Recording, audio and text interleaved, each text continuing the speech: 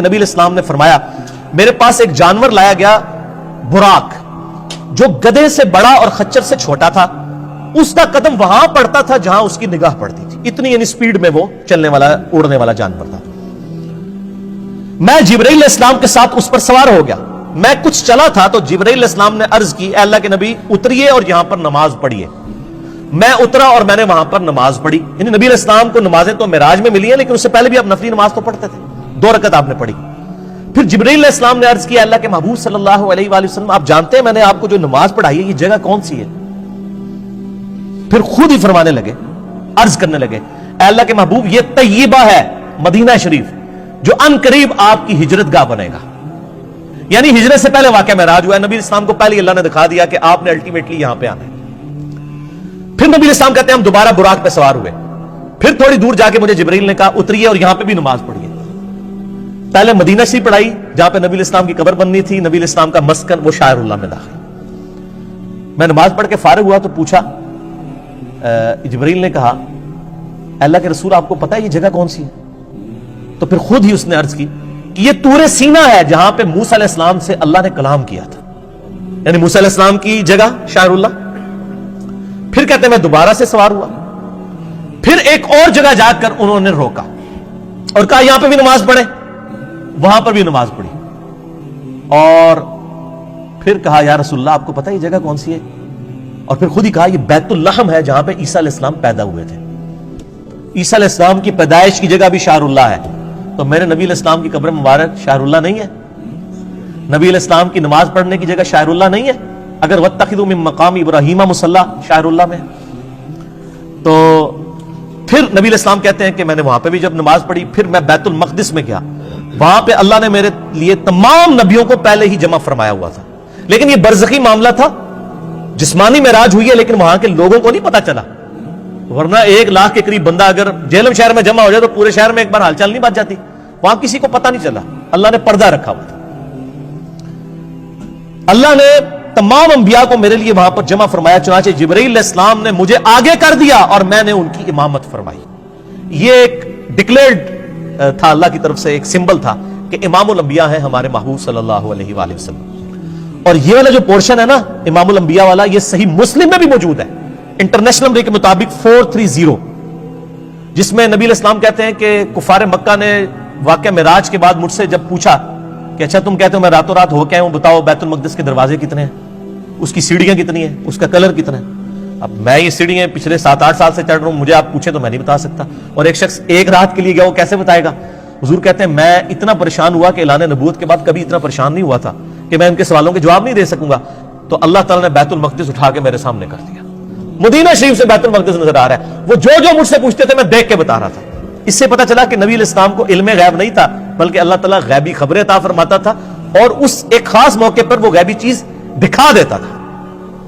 یہ صحیح مسلم 430 international number کے مطابق. اس میں آتا ہے کہ میں جب معراج میں بیت المقدس میں پہنچا اور تمام نبیوں کو میرے لیے وہاں پر جمع کیا گیا تو مجھے جبرائیل نے کہا آپ ان کی امامت کروائیں. صحیح مسلم 430.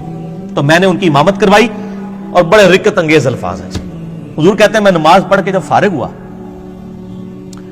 تو جبرائیل علیہ السلام نے مجھے کہا یا رسول اللہ صلی اللہ علیہ وآلہ وسلم آپ کے پیچھے داروغہ جہنم سیدنا مالک علیہ السلام کھڑے ہوئے ہیں جن کا نام سورہ الزخرف کی آیت نمبر 77 میں آیا.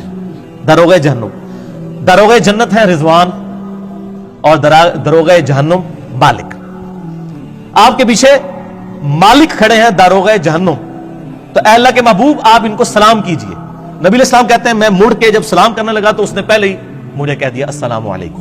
یعنی اس نے نبی علیہ السلام کو پروٹوکول دیا. پھر نبی علیہ السلام نے وعلیکم السلام کہا.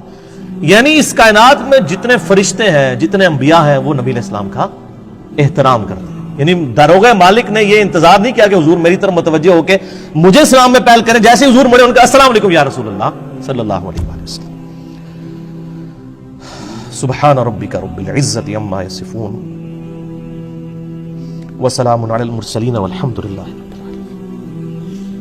صلوا علی الحبیب اللہم صلی علی محمد وعلی آل محمد كما صليت على ابراہیم وعلى آل ابراہیم انك حمید مجید. اللهم بارک علی محمد وعلى آل محمد كما بارکت علی ابراہیم وعلى آل ابراہیم انك حمید مجید.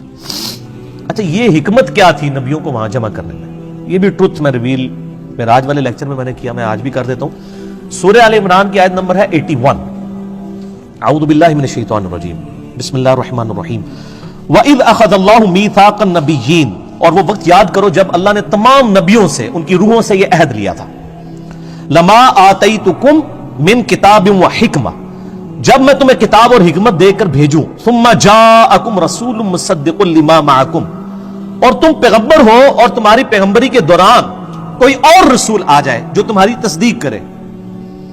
لَتُؤْمِنُنَّ بِهِ وَلَتَنْصُرُنَّ, تو تم پر یہ لازم ہے کہ تم نے اس کی بھی تصدیق کرنی ہے اور اس کی مدد بھی کرنی ہے, جیسا کہ حضرت یحییٰ علیہ السلام نے حضرت عیسیٰ علیہ السلام کی تصدیق کر دی, دونوں ایک زمانے میں. ٹھیک ہو گیا؟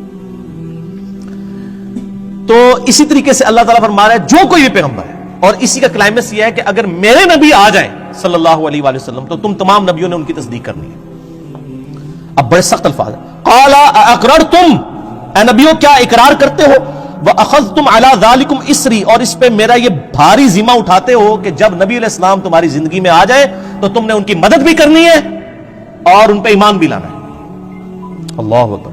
قالوا اقررنا, تمام نبیوں نے کہا ہم اقرار کرتے ہیں. قال فاشهدوا وانا معكم من الشاهدين, تو پھر کہا کہ دیکھو میں بھی تمہارے ساتھ گواہوں میں شامل ہوں, ایک دوسرے پر گواہ ہو جاؤ کہ جب نبی علیہ السلام آئے تو تم تمام نبیوں نے ان کی تصدیق بھی کرنی, ان کی مدد بھی کرنی. ابھی یہاں پہ بات ختم نہیں ہوئی, آگے فتویٰ بھی آ رہا ہے بڑا گاڑا. فمن تولى بعد ذلك, اگر تم نبیوں میں سے بھی کوئی پھر گیا نا کہ اس نے میرے نبی علیہ السلام پر ایمان نہ لایا, ان کی زندگی میں اگر وہ آ گئے, فاولئک هم الفاسقون, تو ایسا پیغمبر بھی پھر فاسق ہوگا. وَلِعَاذُ بِاللَّهِ تعالی. یہ انبلیویبل بات ہے. یہ بھاری ذمہ جو اٹھوایا تھا, اس کی پریکٹیکل اپلیکیشن وہ بنی واقعہ معراج, صحیح مسلم 430, کہ تمام نبیوں کو جمع کیا گیا, تمام نے نبی علیہ السلام کی تصدیق کر دی, کیونکہ پریکٹیکلی تو ایسا نہیں ہوا تھا, آپ کے باتوں کے پیغمبر نہیں آنا. تو وہ اللہ تعالیٰ نے ایک اسپیشل ایک مجلس کا انعقاد کیا.